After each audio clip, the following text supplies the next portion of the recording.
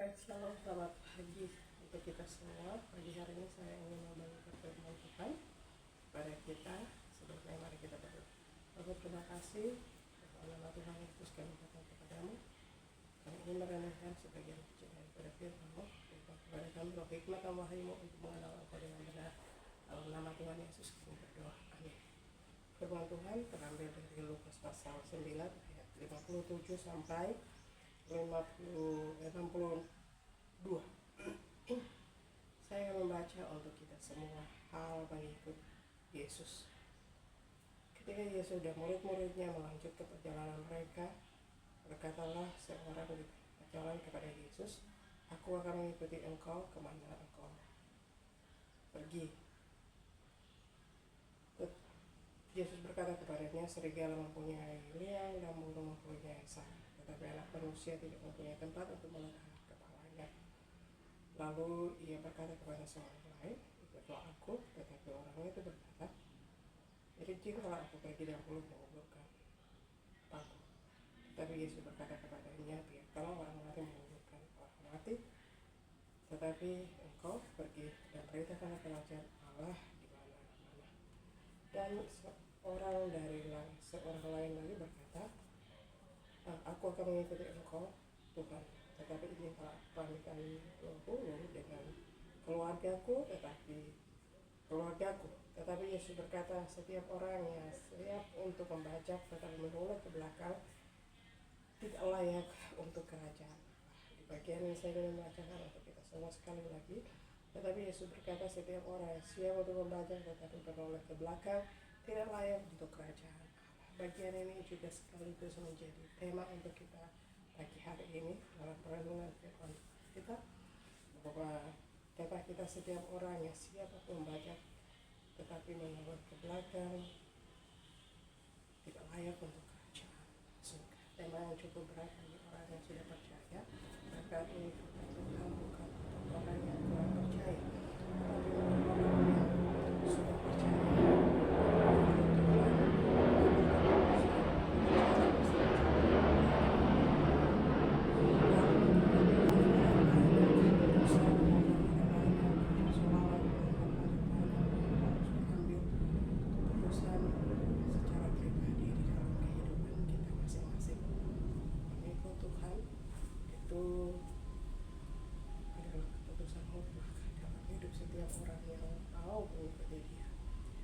Ada keputusan yang dibuat berdasarkan karena keinginan orang tua, dan juga mungkin juga ada karena orang tua inginkan, karena orang lain mau atau sebagainya, ada orang lain mendorong. Tetapi itu tidak akan bertahan lama dalam perjalanan bersama dengan Tuhan. Orang yang akan bertahan lama perjalanan bersama dengan Tuhan adalah orang yang mengambil keputusan di dalam diri dia sendiri dan mengikuti apa yang Tuhan mau di dalam. Oleh sebab itu tema ini menjadi tema yang cukup kuat ataupun tema yang sangat berat untuk kita, bagi orang-orang yang sudah percaya kepada Tuhan dan untuk tetap ada di dalam rencana Tuhan. Karena kalau sudah mengambil keputusan, kita tidak mungkin berbalik lagi ke belakang. Kalau saudara dengan saya kita pergi di area di mana ada itu area abrik, situ akan ada sebuah tulisan yang mengatakan bahwa kalau ragu-ragu mundur dalam hal mengikut Tuhan. Kalau ragu-ragu juga kita tidak bisa berjalan. Tapi kalau memiliki kepastian, kita harus maju terus untuk melangkah ke depan di dalam perjalanan bersama dengan Tuhan. Baik, sebuah latar belakang diambil dari kita ini tulis Injil Lukas ditulis oleh Lukas sendiri.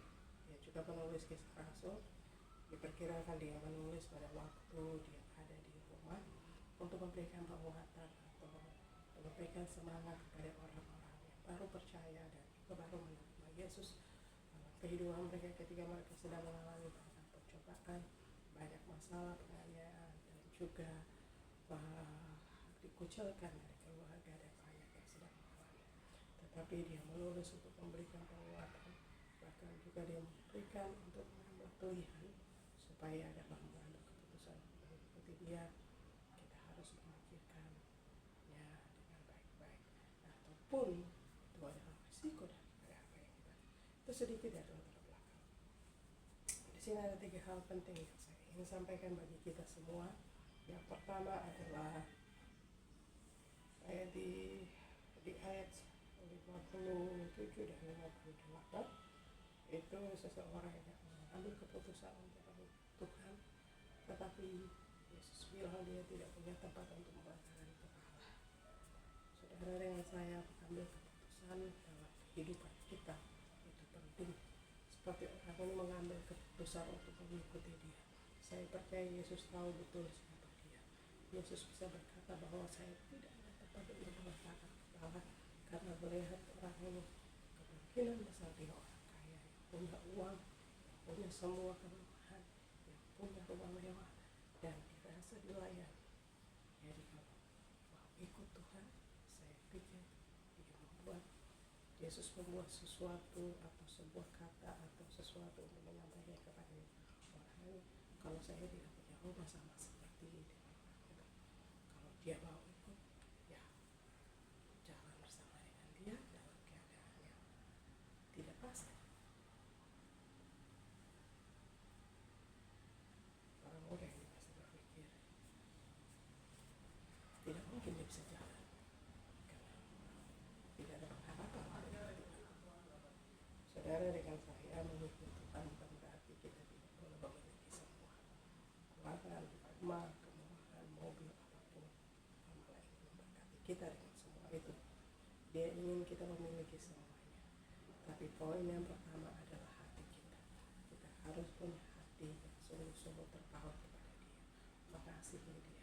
Segera hati kita, dengan segera jiwa kita, dengan segera perbuatan kita mengasihi Allah dengan sebenarnya. Kasih melebihi daripada apapun. Dia ingin hati kita terpaut kepada dia. Bukan hati kita ada di tempat lain, tapi mulut kita berkata bahwa saya mau ikut dia, dan akhirnya kita gagal dalam perjalanan kita. Saudara, dengan saya ikut Tuhan, kadang-kadang kita akan mengalami banyak persoalan, tetapi Tuhan tidak akan tinggal tenang dan membiarkan kita mengalami semua masalah itu. Dia akan menjaga kita, dia akan bersama kita, dia akan menyertai kita, dia akan menguatkan kita, dia akan menghibur kita, dia juga akan memberikan kekuatan dalam kita. Jadi yang pertama adalah hati yang terpaut kepada dia, hati yang mengasihi dia sungguh-sungguh. Yang kedua adalah dari ayat 59 sampai 60, itu ada seseorang yang Tuhan berkata dia, orang muda Yesus ini mengajak, ayo ikutlah aku. Yang pertama, keputusan hal yang seperti itu, Yesus masih menunggu untuk memanggil setiap orang untuk mengikuti dia, untuk percaya dia. Ayo, siapa yang mau percaya Tuhan, ayo mari ikut dia. Siapa yang mau mengenal dia, ayo ikut dia, ayo terima dia, ayo percaya kepada dia. Yang kedua, kalau sudah percaya, terima dia. Dia mau kita pergi juga menjadi berkat bagi orang lain. Dia mau kita menjadi utusan-utusan pemerintah kerajaan Allah kepada orang lain. Dia mau kita menyampaikan firman Tuhan kepada orang lain. Dia tidak mau kita tinggal saja sesudah mengalami kebaikan, Tuhan kasih, Tuhan keselamatan dalam hidup kita. Dia tidak mau kita tinggal saja, kita hanya mengurus urusan diri kita, keselamatan, tapi dia mau kita pergi dan memberitakan kebenaran Injil keselamatan kepada orang lain, pergi menjangkau bangsa-bangsa seperti yang dia katakan, pergilah jadikanlah semua bangsa muridku. Tuhan ingin kita melakukan itu. Yang pertama, menerima dia dengan hati. Yang kedua adalah pergi. Yang sudah terima, kita harus pergi memberitakan Injil. Yang ketiga, orang yang sudah pergi dan memberitakan, menerima dia dan memiliki kepastian keselamatan, memiliki kerajaan surga. Ayat yang 1 dari 60